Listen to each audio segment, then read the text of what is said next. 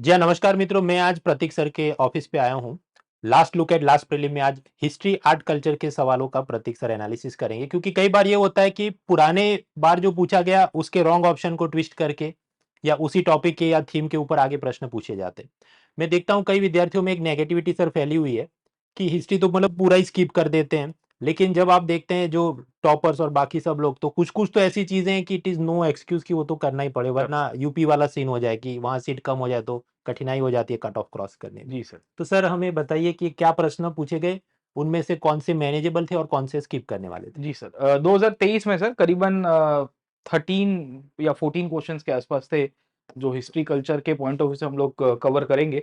और खासियत ये है कि ये जो 13 क्वेश्चन थे उसमें से 4 एक सवाल तो स्किपेबल थे, पर 8-9 सवाल ऐसे थे जो रिपीटेड कंटेंट के साथ या टॉपिक कहीं न कहीं पहले पूछा हुआ है, तो वो था। तो जैसे मैंने एक थीम को क्लासिफाई किया हुआ है 2023 की प्रीलिम्स को लेके कि what was the theme of the questions. जैसे पोर्ट्स एक रिकरिंग थीम है जो जी। 2023 में भी आई, 2021 में पूछा था, 2017 में पूछा था, 2015 में पूछा था। हर 2 साल में कोई डायनेस्टी का पोर्ट्स, पोर्ट्स की लोकेशन, मैपिंग सेंट्रिक क्वेश्चंस आपको बहुत पूछे जाते हैं। इनफैक्ट पिछले बार पोर्ट्स और मैपिंग के टोटल 3 सवाल थे। मतलब हम ये कह सकते हैं कि हिस्ट्री में हम लोग मैपिंग कभी भी नहीं स्किप कर सकते। वो डायनेस्टीज़ के नाम हो गए, कैपिटल्स के नाम हो गए, वैसे आपको एक पूछा गया है, कल्चरल प्लेसेस जैसे यहाँ पे है। तो कल्चरल प्लेसेस 3-4 बार अजंता के ऊपर पिछले साल सवाल आ चुका था। लास्ट ईयर विदिशा के ऊपर पूछ दिया गया और वो कौन-सी लोकेशंस के रूप में पहचानते थे वो। तो बहुत रिकरिंग थीम है, तो इसको हम लोग डील करेंगे।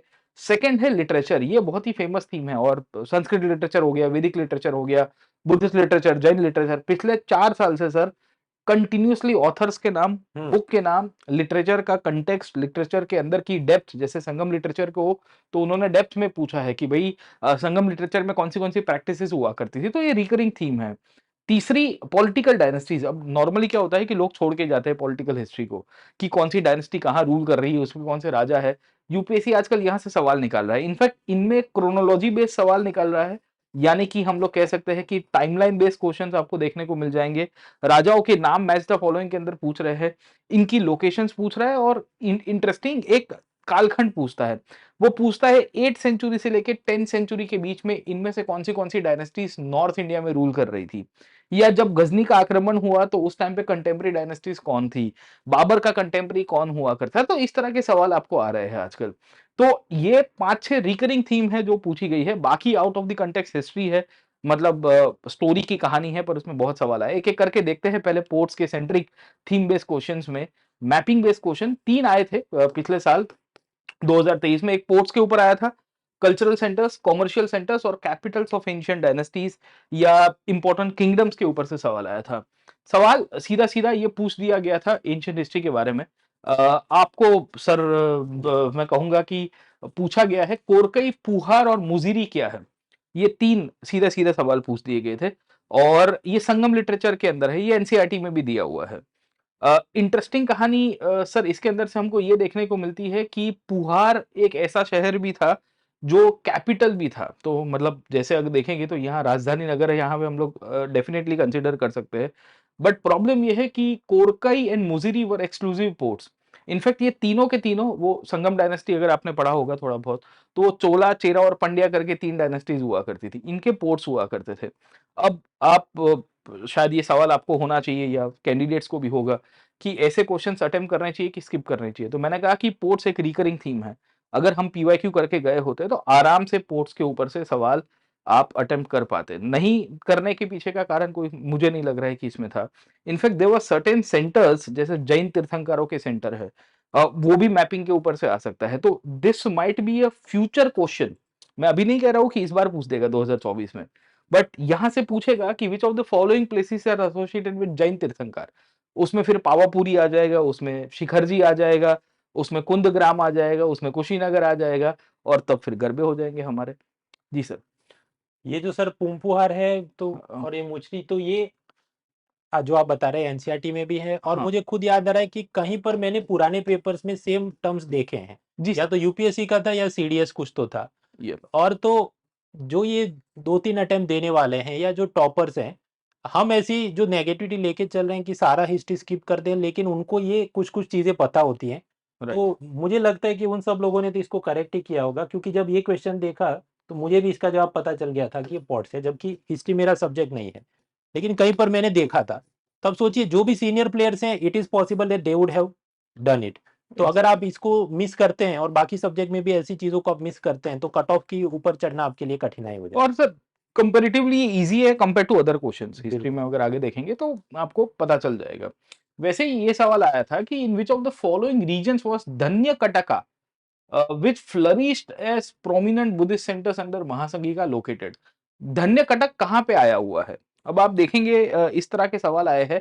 इंटरेस्टिंगली ये सवाल एनसीईआरटी के अंदर से था। एनसीईआरटी में मैप्स दिए हुए हैं। मैंने पिछले साल एक मैपिंग की सीरीज कराई थी, इस बार भी कराई थी। उसमें ये धन्य कटक नाम की लोकेशन भी दी गई है। दूसरी कहानी ये है कि ये कीवर्ड है Katak. Katak is actually a word which is used for the cantonments. ये सातवाहना एडमिनिस्ट्रेशन के साथ जुड़ा हुआ था। सातवाहनों को आंध्रस भी कहते हैं हम लोग। और इस कंसेप्ट के ऊपर से हम लोग देखेंगे तो यहाँ पे हमको एक जगह देखने को मिलती है आंध्र, ये आंध्र प्रदेश इनफैक्ट है ना। तो इस तरह से सवाल आ रहे हैं। सेकेंड टाइम सवाल आ सकता है कि महासंघिका की कंसेप्ट क्या है, they can ask you question. जैसे यहाँ गांधार पूछा गया है तो गांधार के अंदर की भी बहुत सारी लोकेशंस है, वो पूछी जा सकती है। कलिंग में अशोक का शिलालेख के बारे में ऑलरेडी सवाल आ चुका है। मगध तो सबको पता ही होना चाहिए सर, ठीक है। अब ये सवाल आपके हिसाब से सर, अगर आप कैंडिडेट के रूप में अपीयर कर रहे होते तो आप स्किप करते या अटेम्प्ट करते हैं या थोड़ा नहीं, इसमें मैं लॉजिकल? अटेम्प्ट करता और मेरा जवाब गलत हो जाता। उसका कारण ये कि मैं ये तुक्का मारता कि देखो कटक और कटक जैसा कोई शहर उड़ीसा में है, उड़ीसा में और है, कलिंग वो उड़ीसा में उड़ीसा था, का नाम तो था। मेरे हिसाब से जबसी होना चाहिए, लेकिन ये गलत हो जाएगा। गलत हो जाएगा क्योंकि कटक सर, अब ये हिस्टोरिकल टर्म है। अगर ये बच्चों ने पढ़ा होगा तो उनको उतना याद होगा कि Cuttack is administrative term under the Satavahana administrative unit. जैसे हम डिस्ट्रिक्ट कहते हैं, ब्लॉक कहते हैं, विलेज कहते हैं, कटक वो शब्द के साथ जुड़ा हुआ है। तो बच्चे अगर वहां से भी पढ़ के गए होते तो आंसर कर पाते। तो ऐसे मैपिंग बेस्ड सवाल आए। ये एनसीईआरटी में दिया हुआ है by the way, standard 7th की या 6th की एनसीईआरटी, या सॉरी 12th की NCERT part themes Indian history part 1, उसमें नक्शे दिए हुए, please go through that maps. उसमें एक बार चंद्रकेतुगढ़ पूछा था, वो भी आया हुआ है। बुरजाम पूछा था, वो भी आया हुआ है।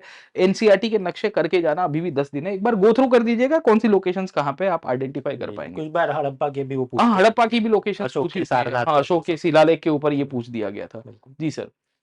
तीसरा सवाल आपको बताना है, match the following cultural centre से कौन सी साइट है और कौन सी लोकेशन है, वो ये तो किसके सर लिए मैं जानी। स्किप ही कर देता, इतना तो बीसानगर भाजन सीता, सीतानवर सर। और ये भी पेयर टाइप का पूछा पैर था। टाइप का पूछा है। अब देखिए सर, ये कल्चरल सेंटर से इंटरेस्टिंग है। बेसनगर को विदिशा कहते हैं, शुंग डायनेस्टी का कैपिटल था। और वहां पे वैष्णवाइट क्या कह सकते हैं टेम्पल है, वहां बहुत फेमस है। गरुड़ स्तंभ आया हुआ है, जो हिलियोडोरस करके ग्रीक एम्बेसडर था उसने बनाया था। बैकवर्ड लिंकेजेस पता होगी तो आंसर कर पाएंगे। ये गलत हो जाता है। भज बुद्धिस्ट केव साइन है, यस ये करेक्ट है, क्योंकि सातवाना की बहुत सारी केव्स हम लोग पढ़ते हैं सर आर्किटेक्चर में। भज, बेडसा, अजंता की बात करेंगे, पित्तलखोरा की बात करेंगे, जुन्नार की बात करेंगे, गणेश लेनी की बात करेंगे, नासिक की बात करेंगे, नानेघाट केव्स की बात करेंगे। उनमें से ये एक है। यहाँ हीनयान महायान दोनों केव्स मिलती है। सीता नवसल की गुफाएं जो है वो बनी थी तमिलनाडु के अंदर, पल्लवों के अंदर। वहां पे इन्होंने जैन केव्स को डेवलप करवाया था। एक्चुअली वो केव पेंटिंग्स है, केव तो बहुत पहले बन गई थी। तो ये दोनों इसके सही है।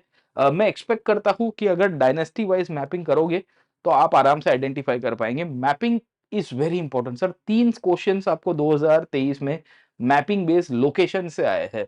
इनफैक्ट ये मैपिंग की लेके मैंने एक पूरी सीरीज चलाई हुई है अनअकैडमी के ऊपर, एप्लीकेशन के ऊपर। जैसे एंशिएंट कैपिटल्स और डायनेस्टीज की मैपिंग है, किसका क्या कैपिटल हुआ करता था। अशोक के इंस्क्रिप्शंस की मैपिंग है, एक यूट्यूब के ऊपर सेशन लिया हुआ है, एक मैंने स्पेशल क्लास के अंदर कवर करवाया हुआ है। तो मैं प्लान मतलब मैं ट्रेंड अपने हिसाब से सर एक्सट्रैक्ट करवाने की कोशिश कर रहा हूँ। और ये फ्री क्लासेस है, एप्लीकेशन में इसकी लिंक आपको मिल जाएगी, जिसको जरूर से रिकॉर्डेड है। कुछ नहीं, पीडीएफ डाउनलोड करके आप देख लीजिएगा, आपकी रिवीजन भी हो जाएगी। जी सर। इसमें तो सर मैं एक चीज और ऐड करना चाहूँ कि 3 सवाल थे। राइट, एक तो मैनेजेबल था शुरुआत में, राइट। पुंगपुहार वाला। तो समझिए उतना तो करना पड़ेगा। इवन इकोनॉमी या कोई भी सब्जेक्ट के अंदर जरूरी नहीं कि सारे की सारी स्ट्राइक रेट 100% हो हाँ, सके। 3 में से बच्चे 2 करिए 2 तो अटेम्प्ट हो ही सकते थे। तो। इनफैक्ट धन्य कटक को लेके गलत होने की शक्यता थी। ये भी अगर ज्यादातर बच्चों ने डायनेस्टी वाइज पढ़ा है हिस्ट्री को तो आराम से सर अटेम्प्ट हो सकता था। तो ये मैपिंग की क्लासेस जरूर से अटेंड करिए। और इसी को ही हम कॉम्प्रिहेंसिव क्लासेस में भी सर कवर करते हैं अनअकैडमी के अंदर, जहाँ फुल सिलेबस होगा, आंसर राइटिंग की प्रैक्टिस इनकी हो जाती है, लाइव क्लासेस, हैंडआउट्स मिल जाते हैं। इनफैक्ट हर साल सर हैंडआउट को भी हम अपडेट करते हैं। We try our best to update the handouts as well, latest trend के अनुसार चीज़ों को चलाना है तो ज़रूरी है। और अभी ऑफ़र भी चल रही है 24,999 के अंदर, जहाँ आपको इंग्लिश की बैच और बाइलिंगुअल बाइलिंगुअल बैच में हम हैं टॉप एजुकेटर्स, हिंदी की भी बैच आपको मिल जाएगी और बाइलिंगुअल बैचेस भी मिलेगी। तो इसका लाभ उठाइए, 15 मंथ्स है। अभी सब्सक्रिप्शन लोगे तो अगले साल की मेंस तक आपको कवरेज मिलेगा और उसके बाद भी हम आपके साथ ही रहेंगे। तो ज़रूर से इसका लाभ उठाइएगा।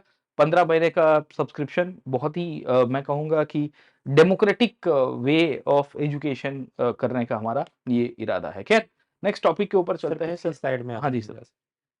इससे पीछे या ये जो मित्रों अन अकेडमी है इसके अंदर अब समझिए सारे सब्जेक्ट प्रीलिम के, मेंस के, history, geography, polity, environment, economy, test series, mains की टेस्ट सीरीज विथ इवैल्यूएशन, ये सब कुछ आपको मिल रहा है। और अन्य इंस्टीट्यूट से ये बेहतर कैसे है कि इस बार सर जो रिजल्ट आया उसमें अन अकेडमी के मोर देन 7070 लर्नर्स जो कि क्लासरूम स्टूडेंट क्लासरूम थे स्टूडेंट्स है, ऑनलाइन। ऑफकोर्स मॉक टेस्ट और वो सबको जोड़ो, मॉक इंटरव्यूज को आप जोड़ो तो 300 के 300 ऊपर नंबर प्लस। चला जाता है। पर हार्डकोर आपके खुद के कितने हैं? बड़े से बड़े जो इंस्टीट्यूट्स हैं उसमें से कुछ ऐसे हैं जिनके 20 भी मुश्किल से हो रहे हैं। इस बार की जगह अगर आप न्यूज़पेपर ऐड भी सुकून से देखो उसमें लिखा होता है मॉक इंटरव्यू के कितने, क्लासरूम के कितने। तो अन अकेडमी ऐसा प्लेटफॉर्म है कि जहां पर सीरियस लर्नर्स और टॉपर्स भी उसको विश्वास रखते हैं, इसलिए वो पढ़ने आते हैं और वो सिंसियरली पढ़ते हैं और उनको फायदा होता है। जी और सर। जल्दी से जो जुड़े, जो आपने सही बताया तभी, अदरवाइज फिर 3 महीने बाकी है फिर भी जुड़ो तो हाँ, उससे उस आपका टाइम पे फायदा तो नहीं। फिर उसका फ़ायदा नहीं होगा, वो तो फिर एंड टाइम के ऊपर प्रॉब्लम होगा, तो ज़रूर से इसका लाभ उठाएगा दोस्तों। खैर सर आगे चलते हैं, आर्किटेक्चर के ऊपर से सवाल आया, कंसेप्चुअल सवाल था स्तूप आर्किटेक्चर के ऊपर। इंटरेस्टिंग कहानी है कि मेंस में स्तूप आर्ट के ऊपर ऑलरेडी एक बार सवाल आ चुका था। उसी को ही मतलब अगर आप वो 2016 का पीवाईक्यू मेंस का सॉल्व करके गए होंगे, अपने हिसाब से थोड़ा पढ़ के गए, तो भी आप स्तूप को पढ़ सकते हो बैकवर्ड लिंकेजेस के पॉइंट ऑफ से। इनफैक्ट ये जो सवाल आया था ये एनसीईआरटी के अंदर भी पूछा था। मैं चाहूँगा कि सर आप इसको देखिए कि स्तूप के बारे में 3 स्टेटमेंट दिए थे और फिर बताना था कि क्या सही था। एक स्टेटमेंट है कि the concept of stupa is Buddhist in origin. Hmm. दूसरा है stupa is generally a repository of relics और तीसरा है stupa was votive and commemorative structure in Buddhist traditions. अब अब इसके अंदर सर हाँ, मेरे जैसे लोग जो बिना पढ़े गए हो हिस्ट्री, हाँ। तो हमको तो तीनों सही तीनों लगते, सही रट्स ही लगेंगे हो जाए। क्योंकि बुद्धिस्ट इन ओरिजिन। अब इंटरेस्टिंग कहानी ये है कि एनसीईआरटी में भी दिया है स्टैंडर्ड 12th की थीम्स इन इंडियन हिस्ट्री पार्ट 1। मैंने एनसीईआरटी की भी सीरीज एक करवाई थी पहले। इसके सिवाय हम प्लस क्लासेस में भी कवर कर रहे हैं और लिटरेचर में लिखा गया है कि ऋग्वेद में भी स्तूप की मेंशन की गई है। हम्म। अगर नॉर्मली हम लोग पढ़ के गए होते तो ये आराम से अटेम्प्ट कर पाते हैं। अस्थियां आती है ये सही है, इसमें कोई दिक्कत नहीं और स्तूप में हर जगह अस्थियां नहीं हो पाएगी। अशोक ने 84,000 स्तूप बनाए एज पर दी बुद्धिस्ट लिटरेचर। तो क्या सब जगह के ऊपर बुद्ध की अस्थियां डाल सकता है? तो ऑब्वियस है कि ये कॉमेमोरेटिव स्ट्रक्चर था, एक स्मारक के रूप में भी इसको बनाया जाता था और इसके कारण पूरे भारत में ये फैला हुआ है। तो 2 एंड 3 आर करेक्ट ऑप्शन इसके। तो स्तूप आर्ट पढ़ के जाना, पिलर आर्ट पढ़ के जाना, टेम्पल आर्किटेक्चर पढ़ के जाना, स्कल्पचर में गांधार, मथुरा, अमरावती पढ़ के जाना, तो ये ट्रेंड है दोस्तों, जहां से रिपीट हुआ है। मेंस के अंदर एक जो सवाल आया था स्तूप के कंसेप्ट के ऊपर ही था, उसको इस बार पीटी के अंदर स्टेटमेंट के रूप में पूछ दिया गया। पढ़ के ये गए होते, पीवाईक्यू सॉल्व किए होते कॉम्प्रिहेंसिव वे के अंदर, तो पीटी के आंसर्स भी हो पाते थे। ये कहने की बात है मेरी सर। सर इस क्वेश्चन को आप दिखा पाएं फिर से? इसमें मैं पाता हूँ कि कई बार यूपीएससी में चाहे कोई भी सब्जेक्ट हो, पॉलिटी है, इकोनॉमी, हिस्ट्री, जो स्टेटमेंट ऐसे होते हैं कि जो कभी पढ़ के नहीं गया उसको तो सब सही लगे। सब सही लगेगा। तो आपको मेरे ख्याल से ज्यादा अलर्ट होना चाहिए। अगर आपको लगता है कि ऑल स्टेटमेंट्स आर करेक्ट तो फिर से विचार करना चाहिए कि कुछ तो वो गड़बड़ है। वैसा है ना कि अधूरो घड़ो વધારે छलकाए, there is a saying in Gujarati कि जितना पानी के प्याले में पानी कम होता है वो ज्यादा छलकता है। तो यहाँ कैंडिडेट्स के साथ भी होता है कि आधा अधूरा half knowledge is always dangerous. और ये भी ऐसे ही सवाल थे जो आपको ट्रैप में फंसाएगा। और ये तो पेयर टाइप हाँ, में है और तो पेयर टाइप है तो इसमें तो फिर आप एलिमिनेट भी क्लिक जाएगा। करके आओगे तो फिर -2.67 हो जाएगा। तो इस तरह से देख के जाना आप एक बार प्लीज, है ना। खैर आगे चलते हैं। इंटरेस्टिंग जो स्कल्पचर के बारे में और आर्किटेक्चर के बारे में मैंने सीरीज ली हुई है। जैसे मैंने पोर्ट्स के ऊपर एक सीरीज ली हुई है, अभी थोड़ी देर पहले मैंने आपको बताया। अब इंपॉर्टेंट ट्रेंड आपको बता रहा हूँ, पॉटरी। यूपीएससी ने अभी तक पॉटरी के ऊपर से सवाल नहीं पूछा है। मेरी गट फीलिंग सर ये कह रही है कि पॉटरी के ऊपर से सवाल आएगा। अब नॉर्मली कोई किताबों के अंदर कवर नहीं किया गया है। मैंने इसके ऊपर करीबन 1.5 घंटे का क्लास लिया था 2 महीने पहले। स्पेशल क्लास की सीरीज है आर्ट एंड कल्चर को लेके, इसको ज़रूर से आप अटेंड करिएगा।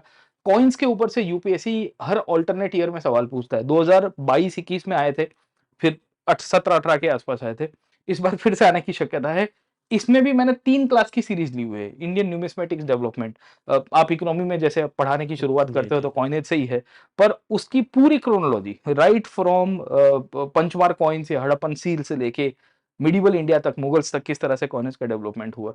तो जरूर से आप एक बार इसकी पीडीएफ या सेशंस हो सके तो देख लीजिएगा, क्योंकि बहुत बार सवाल आ चुके हैं और रिपीट होते हैं सर। मुझे याद आ रहा है सर, एक पूछा था कि फनम फनम जो क्या होता है है, वो साउथ यस। इंडिया में कॉइन था वो। हाँ, फनम क्या है, फनम के ऊपर से आ गया है, गुप्ता न्यूमिस्मेटिक आर्ट के ऊपर से सवाल आ चुका है, पंचमार कॉइन्स के ऊपर से सवाल आ चुके हैं, दिनार क्या है, रूपका क्या है, ऐसे सब कीवर्ड्स में सवाल आया है। तो ये स्पेशल क्लास की सीरीज है, इसको आप जरूर से अटेंड करिएगा। इसमें भी सर मुझे याद आता है कि असल में बिखरा बिखरा है। हाँ, एनसीईआरटी पुरानी वाली में ज्यादा कॉइन का जनरल नॉलेज था, फिर अभी थोड़ा कुछ चीजों को कम किया गया।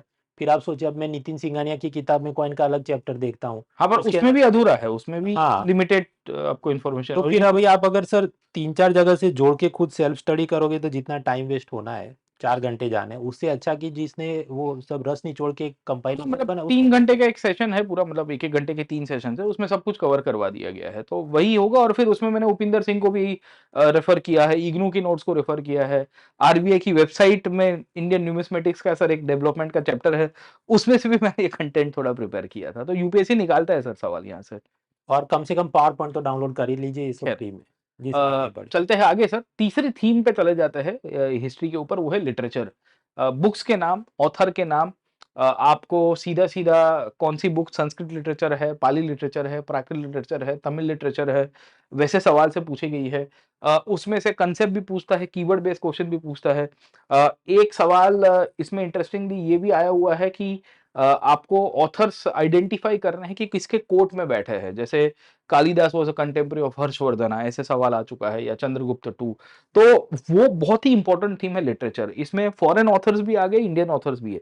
इस बार फॉरेन ऑथर से सवाल नहीं पूछा, इंडियन ऑथर्स के ऊपर से ही सवाल पूछा गया था। जैसे एक सवाल पूछा है यहाँ पे संगम पोएट्री को लेके, तमिल लिटरेचर को लेके। क्या पूछा था? विच of the following one explain the practice of वत्ता किरुतल। अब आप सर, इसको अगर आपको अटेंड करना है, ये कीवर्ड बेस्ड क्वेश्चन है, पर लिटरेचर से ही आया था कि इसको कैसे करेंगे। जी, पहला तो है कि राजा जो वीमेन बॉडीगार्ड को रखते हैं, फिर दूसरा कि कुछ लर्नड पर्सन, फिलोसॉफिकल मैटर्स होती हैं, तीसरा के young girls watching agriculture. Agriculture का है, या कि राजा जो सुसाइड करे हारने के बाद। हाँ, अब यहाँ पर मैं कि वत्ता मतलब वो वार्ता होगी, और वार्तालाप मतलब फिलोसॉफिकल मैटर्स पे लर्नेड पर्सन, तो मैं तुक्का मारूं तो बी जवाब हो जाएगा, जो गलत हो जाएगा। ये नॉर्मली सर स्किपेबल क्वेश्चन है until unless you know the theme of Sangam literature. क्यों संगम लिटरेचर में ये बात की गई है, एक्सप्लिसिटली हमने क्लासेस में भी डिस्कस की थी। इसमें नॉर्मली यही था कि जब राजा हारता था कोई युद्ध के अंदर, तो सरेंडर करना प्रेफर नहीं करता था। वो कहता था कि मैं मर जाऊंगा, है ना, पर सरेंडर नहीं करूंगा। कैसे मरूंगा? खाना पीना छोड़ दूंगा, संसार छोड़ के। तो this is the right option, क्योंकि वो लोग बड़ी वॉरियर स्पिरिट को इंपॉर्टेंस देते थे। पर ऐसे सवाल आए हैं, पिछली बार आया था कि संगम लिटरेचर में मैजिक को ये लोग नहीं बिलीव करते, मैजिकल फोर्सेस में। तो अनाकू करके एक कंसेप्ट आता है वुमेन के अंदर। तो वो ऐसे सवाल पूछे गए, कीवर्ड बेस्ड क्वेश्चन। ये सवाल आपको ऑथर्स के साथ पूछ दिया कि कौन सी बुक किसने लिखी है। अब ऐसे सवालों को सर कैसे एड्रेस करेंगे? आपको सर ऑथर्स यहाँ पे दिए गए हैं और वहां बुक का नाम दिया गया है। इसमें भी सर वो कुछ ऐसा मिलिनपन हो जो है, तो नागार्जुन था या मिलते नागसेन। मिलते नागसेन, मतलब दो मिलते जुलते नाम में, तो उधर भी गलत हो जाए। सर इंटरेस्टिंग इसमें थीम ये है कि ये सवाल में नागार्जुन तो आता ही नहीं है, क्योंकि नागसेन और मिनेंडर के बीच में डिस्कशन हुआ था। Book was written by very unknown author. Actually यहाँ तो ऑथर के नाम पूछे गए, किसने लिखी है कौन सी किताब।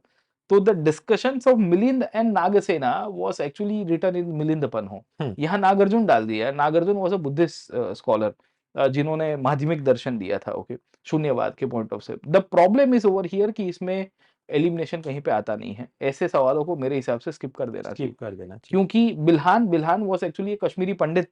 ही stayed in the court of Vikramaditya. जी। और विक्रमादित्य जो चालुक्य डायनेस्टी से बिलोंग करते थे, कल्याणी चालुक्य से। हम्म। देवी चंद्रगुप्तम तो गुप्ता एरा की किताब है, तो वो कैसे लिखी गई होगी सर? ओके, तो ये भी गलत था, ये भी गलत था। एक्चुअली ये दोनों सही थे, नयन चंद्र और Somdev Suri. But I would say ये स्किपेबल क्वेश्चन था। इनफैक्ट इस तरह के डेप्थ में लिटरेचर के जो सवाल है, इसमें पूरा एक मैंने सीरीज लिया हुआ है इसी चैनल के ऊपर सर। करीबन 1, 2, 3, 4, 5, 6 सेशंस के आसपास आपको मिल जाएँगे। और ये 6 के 6 सेशंस में I have covered all the important literature. Buddhist literature, Jain literature, Sanskrit literature, Tamil literature, Bhakti literature, Sufi literature, all the religious form of literature.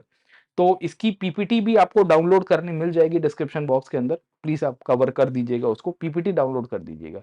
बिल्कुल। और सर कुछ तो जो फेमस है जैसे बिल्हन या हाँ कालिदास, उनकी तो फेमस कृतियों का बारे में पता होना चाहिए। हाँ। भले यहाँ नहीं पूछे तो state service exam, CA, PF, CDS, कुछ ना कुछ तो आ ही जाता है। तो ये कहना कि मतलब कंप्लीट मैं तो स्किप कर दूंगा। और सर अब वो ट्रेंड चला गया है, क्योंकि हर साल दो दो सवाल आ रहा है। तो एटलीस्ट अटेम्प्ट करने के लिए भी आपको पढ़ के जाना पड़ेगा, और ये इसके लिए लेक्चर्स भी यहाँ पे कंडक्ट कराया है।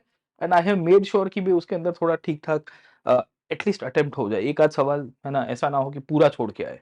मुझे सर याद आता है एक बार हम लोग उत्तर प्रदेश स्टेट सर्विस का पेपर सॉल्व कर रहे थे, हाँ, और यूपीपीसीएस का। उसमें हम सोचे कि अच्छा यूपी तो उत्तर प्रदेश के आसपास के सब चीजों के पूछा, उसमें मराठा के कौन से पेशवा हैं उनकी क्रोनोलॉजी पूछी। राइट। और ये अभी का लास्ट जो प्रीलिम्स हुआ है स्टेट सर्विस का। यूपीपीसीएस का, हाँ। तो you can not take the things for granted कि मैं पूरा छोड़ दूंगा। उसका कारण ये सेकंड थर्ड अटेम्प्ट वाले जो हैं वो नहीं छोड़ते हैं फिर हाँ, तो। और सेकंड थर्ड अटेम्प्ट तक सर उतनी मैच्योरिटी भी आ जाती है कैंडिडेट्स में कि वो अटेम्प्ट करके ही आता है, और उनकी क्या पुरानी जो नॉलेज है वो अपग्रेड होती है विजडम के रूप में। तो that helps them in clearing the examination as well. खैर सर, एक नेक्स्ट थीम के ऊपर चलते हैं, वो है पॉलिटिकल हिस्ट्री की थीम। नॉर्मली लोगों को लग रहा है कि राजकीय इतिहास नहीं पूछता, पर आप सवाल देखोगे 2020, 21, 22, 23 4 साल के कंसेक्यूटिव 4 सालों में पॉलिटिकल हिस्ट्री, राजाओं के नाम, कौन किन का कंटेम्पररी था, और टाइमलाइन बेस्ड क्या पूछा जाएगा आपको। मैपिंग बेस्ड सवाल पूछा जाएगा कि 800 से लेके 1200 सी तक, मतलब 800 से लेके 1200 कॉमन एरा के बीच में नॉर्थ इंडिया में कौन सी डायनेस्टी रूल कर रही थी, उसके बारे में बताइए आप, है ना। तो इस तरह के सवाल अब आपको पूछे जा रहे हैं। जी। या आपको पूछा जाता है कि कौन से डायनेस्टी का राजा कौन सी डायनेस्टी के साथ मिल कर रहा था। मतलब नानुक थे, वो परमार डायनेस्टी के राजा थे। पृथ्वीराज चौहान डायनेस्टी के राजा थे। आपको पूछा जाएगा कि मीर भोज जो थे वो गढ़वाल डायनेस्टी के राजा थे, और आपको राइट और रॉन्ग उसमें टिक करना है। तो वो पॉलिटिकल हिस्ट्री है, टाइमलाइन है, क्रोनोलॉजी बेस्ड सवाल है, मैपिंग बेस्ड सवाल है, पर मैपिंग में आपको थीम याद रखनी है। तो बहुत डेप्थ में आ रहा है, ये अटेम्प्ट करना पड़ेगा, क्योंकि कोई ऑप्शन नहीं है इंपॉर्टेंट किंग्स के कंटेक्स्ट के रूप में। जैसे ये पूछा है सर, आप बताइए कि इसमें सही क्या होगा। इसमें होयसल और काकतीय का नाम सुना, यादव का नाम सुना, याद, ये जो है गढ़वाल। गढ़वाल। हाँ तो ये तो मतलब मुझे पढ़ने में आया भी और मुझे याद ही नहीं आ रहा है कि ऐसा कब था। हाँ। तो इसलिए इसको सॉल्व करना मेरे लिए मुश्किल, और क्योंकि पूछा पैटर्न। क्या गया, अर्ली 8th सेंचुरी, मतलब आधे लोग को तो यही टाइमलाइन समझ में आता है। अर्ली 8th सेंचुरी का मतलब क्या होता है, 701 ऑनवर्ड से जो टाइम पीरियड शुरू हुआ है, और मैं मानता हूँ 701 से लेके 750 तक का जो पीरियड है, वो 8th सेंचुरी का पहला पार्ट हुआ, फर्स्ट पार्ट हो गया। अब इसमें कौन सी डायनेस्टीज रूल कर रही थी इंडिया के ऊपर सर, ओके। तो काकटियास तो बहुत बाद में आए, होयसाल भी बाद में आपको देखने को मिलते हैं, गढ़वाल भी 1000 के बाद कन्नौज में रूल करने के लिए आएंगे, और यादवास जो थे वो थे, पर वो 800 के बाद आते हैं। तो इसका राइट आंसर इसके लिए आता है नन ऑफ द अबव। तो आपको डायनेस्टी की ओरिजिन और डिक्लाइन एटलीस्ट पता होनी चाहिए। मैं ये नहीं कहूंगा कि बॉल बाय बॉल कमेंट्री, पर at least they should know the origin and the decline as well, okay. Correct. वैसे ही राजाओं के नाम पूछ दिए, जैसे यहाँ फैक्चुअल सवाल, लोग कहते हैं कि मिडिवल हिस्ट्री से सवाल नहीं आता। इनफैक्ट विजयनगर यूपीएससी का सबसे फेवरेट टॉपिक है। हर साल विजयनगर से sir directly indirectly prelims mains culture में सवाल आया। क्या पूछा, इनमें से कौन से राजाओं ने तुंगभद्रा नदी के ऊपर एक डैम बना दिया। फैक्चुअल सवाल था सर। अब ये तो मेरे ख्याल से किताबों में दिया ये होगा। दिया हुआ है, एनसीईआरटी में दिया हुआ है, देवराय वन के पॉइंट ऑफ व्यू से, क्योंकि जैसे ही पावर के ऊपर है, इनकी लड़ाई हो रही थी बहमनी किंगडम्स के साथ, तो उसके कंटेक्स्ट में था। तो इंपॉर्टेंट किंग्स जो कंट्रीब्यूट करते हैं in the architecture, in the form of infrastructure, highways, जैसे शेरशाह सूरी ने रोडवेज के ऊपर काम किया है। विजयनगर में कृष्णदेव राय की कंट्रीब्यूशन है, तो एक्सपेक्टेड होता है, ये एनसीईआरटी में भी दिया है। कंपैरेटिवली इजी सवाल था from what we have seen earlier sir, okay. जैसे ये सवाल आ गया, इनमें से कौन से राजा ने दीव को सरेंडर किया था पोर्चुगीज को। तो इसमें बहुत लंबी कहानी है, बट एक पोर्चुगीज गवर्नर था जिसका नाम था Nino day कोन्हा। Nino day कोन्हा Bahadur Shah को बुलाता है और उसको बोट में से धक्का मार देता है। उसके पहले बहादुर शाह ने दीव इनको सरेंडर कर दिया था पोर्चुगीज को सर, ओके। तो ये फैक्चुअल सवाल था, ये गुजरात की सल्तनत से सवाल है। Actually this is a question about Gujarat sultans, क्योंकि गुजरात के जो सुल्तान्स थे उनमें बहुत सारे राजा आ गए, मोहम्मद शाह आ गए, बहादुर शाह आ गए, महमूद बेगड़ा, अहमद शाह के समय पे अहमदाबाद की स्थापना हुई थी। तो ये दीव जब सरेंडर हुआ वो 1530s में किया गया, 1534 के आसपास का ये पीरियड है। और तब Bahadur Shah was ruling, in fact Bahadur Shah was a contemporary of Humayun, अगर इस तरह से भी सवाल आ सकता है आपको। अब ये पॉलिटिकल हिस्ट्री का सवाल है, अब लोग कहेंगे कि ये पढ़ के नहीं जाना है, पर तो फिर पढ़ के नहीं जाओगे तो फिर कुछ भी क्वेश्चन अटेम्प्ट नहीं हो पाएँगे। कहने की बात मेरी ये है सर। मैं गुजरात से हूँ, मुझे खुद पता नहीं कि कौन था। और दूसरा मुझे तो ये भी कंफ्यूजन हो गया कि ये बहादुर शाह मतलब वो बहादुर शाह जफर जो 1857 वाला था। 1857 वाला मैं सर। तो इसको एलिमिनेट कर दूंगा, और कि बेकार हुआ ही है, तो उल्टा मेरा पूरा जवाब गलत पर हो जाए। नॉर्मली सर ये स्टोरी लाइन में हम लोग याद करवाते हैं बच्चों को भी क्लासेस के अंदर भी। इनफैक्ट ये जो टॉपिक्स है इनमें से कुछ-कुछ करंट अफेयर्स में आए हैं। जैसे कोई पोर्चुगीज़ इम्पोर्टेंट इवेंट हो गई है। तो पिछले डेढ़ 2 साल की करंट अफेयर्स जहाँ से बैकवर्ड लिंकेज से सवाल है उसकी पूरी सीरीज़ मैंने यूट्यूब पे कंडक्ट कराई है। करीबन 6 सेशंस है। इसकी भी आपको पीडीएफ अवेलेबल मिल जाएगी इस डिस्क्रिप्शन बॉक्स के अंदर। एटलीस्ट देख लीजिएगा या पीडीएफ डाउनलोड करके जाना। बिल्कुल। खैर इसके ऊपर फिलॉसफी से सवाल आया है, जैनिज़्म, बुद्धिज़्म के ऊपर से। और ये बड़ा सिंपल सवाल था। ये पूछा था कि souls are not property of animals and plant but also rocks, running water. सब जगह के ऊपर सोल है। ये किसने दिया था? अब ये तो सबको पता ही होगा कि one of the most easiest सवाल है कि सब चीज़ों के अंदर जीव रहता है, सब चीज़ों के अंदर आत्मा है, सब चीज़ों के अंदर एक प्रकार की लिविंग बीइंग है। तो वो कौन मानता है? तो नॉर्मली बिल्कुल जैन। जैनिज़्म मानता है। This was one of the most easiest questions. इसके सिवा मॉडर्न हिस्ट्री से सर सवाल बहुत ही कम आए हैं। आए हैं तो बड़े ट्विस्टेड बेस्ड आए हैं। जैसे एक ब्रिटिश ऑफिशियल्स के ऊपर से हर साल सवाल आता रहता है। पिछली बार भी आया आर्कियोलॉजिकल डेवलपमेंट, कॉन्स्टिट्यूशनल डेवलपमेंट से सवाल आया है, ईज़ी आया है कंपैरेटिवली। और नेशनल मूवमेंट से बैकवर्ड लिंकेजेस बेस्ड सवाल आया, जैसे स्वदेशी मूवमेंट से इस बार सवाल आया था। ये सवाल आया था कि Alexander Read, H Longus, Robert Sewell, James Burgess और वॉल्टर लिलियट कौन थे? अब आप पूछोगे कि इतने सारे नाम कौन पढ़ के जाएगा? तो देवर आर्कियोलॉजिकल एक्सपर्ट्स। इसमें वॉल्टर इलियट का नाम एनसीईआरटी में दिया हुआ है। अ, अलेक्जेंडर रीड और रॉबर्ट सिविल जो है, ये रॉबर्ट सिविल ने विजयनगर की डिस्कवरी के ऊपर बुक लिखी थी, फॉरगॉटन एम्पायर। ये पिछले साल न्यूज़ में था करंट अफेयर्स में। मैंने इसी चैनल के ऊपर एक सेशन लिया था, हिस्ट्री करंट अफेयर्स, उसमें इन तीनों के नाम बताए थे कि भई इनके ऊपर नई डिस्कवरी हुई, आप पढ़ के जाना। नेक्स्ट टाइम आपको पूछ जाएगा जेम्स प्रिंसेस के ऊपर। नेक्स्ट टाइम आप एक बार सवाल आया था सर, किसने अशोक के इंस्क्रिप्शंस को डिसिफर किया? विलियम जोन्स के ऊपर से। इनफैक्ट यरबुक के अंदर से सवाल आने की शक्यता है आर्कियोलॉजिकल डेवलपमेंट के अंदर से। मैंने वो सीरीज़ ली हुई है, आप ज़रूर से उसको अटेंड करिएगा। ख़ैर इसके सिवाय this was one of the most easiest question कि इनमें से कौन से कानून के द्वारा गवर्नर जनरल ऑफ बंगाल को गवर्नर जनरल ऑफ इंडिया बनाया गया?